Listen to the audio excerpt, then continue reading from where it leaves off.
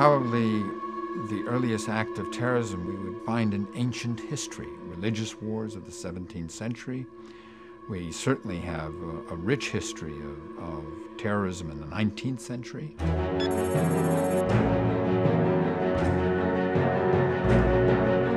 The KKK certainly would be considered a domestic terrorism group, particularly in the days when they were prone and known to commit violent acts.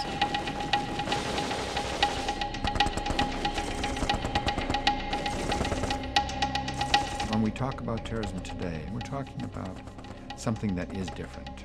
And it really comes out of a confluence of both political developments and technological changes.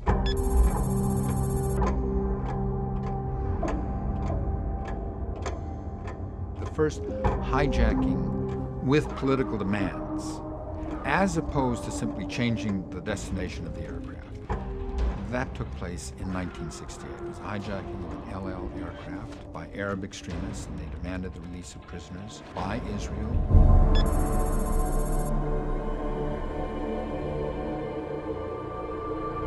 The technological factor was critical here, and that is the developments that have taken place in communications. In Munich, hopes burn bright that the Olympics will go off without incident. However, the drama of the athletic competition is soon overwhelmed by a calamity unfolding in the compound which houses Israel's team.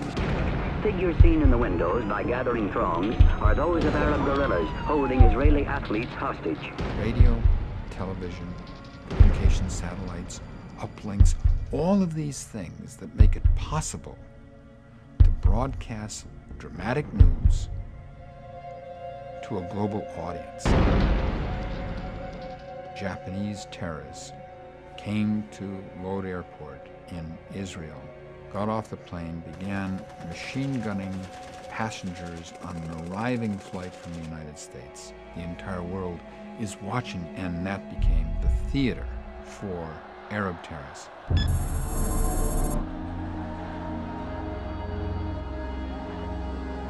The anti-Vietnam War movement produced off on its fringes these various floating crap games that carried out bombings in this country. The aircraft had exploded with no warning or mayday call. Doctors fought their way into the mangled fuselage, but knew by then no one had stood a chance. Terrorists don't share a common ideology.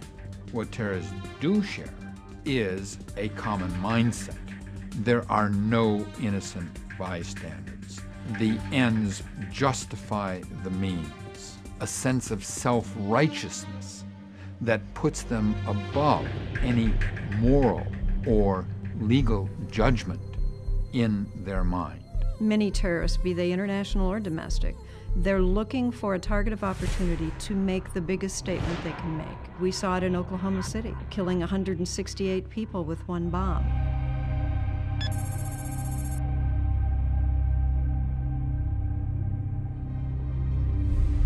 Terrorists have, by their use of violence, been able to attract attention to themselves and their causes. They have been able to cause enormous alarm.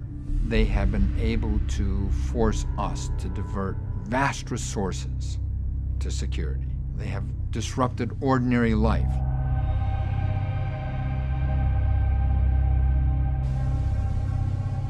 A bomb goes off in Istanbul, a bomb goes off in Bali, bombs go off in Madrid, in London.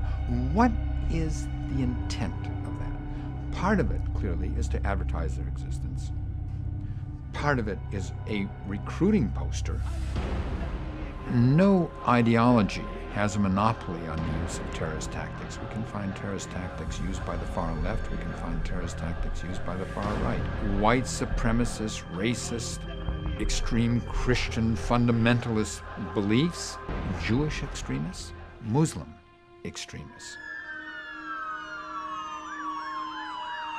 I think we tend to dismiss terrorists as mad dogs, and therefore that reduces our effectiveness in dealing with them. We need to understand terrorists. Now, when I say understand terrorists, I have to be careful here.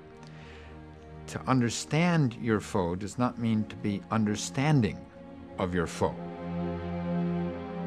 Domestic terrorism is just as much of a threat as international terrorism is. What can governments do to combat terrorism? The verb is key here, and combat is the right verb, because combating terrorism implies an enduring task. It may take 10 years, 20 years, quite likely to take 30 years, but that is a task that we can look forward to ultimately achieving. Terror is not a new weapon. Throughout history, it has been used by those who could not prevail, either by persuasion or example. But inevitably, they fail, either because men are not afraid to die for a life worth living, or because the terrorists themselves came to realize that free men cannot be frightened by threats, and that aggression would meet its own response.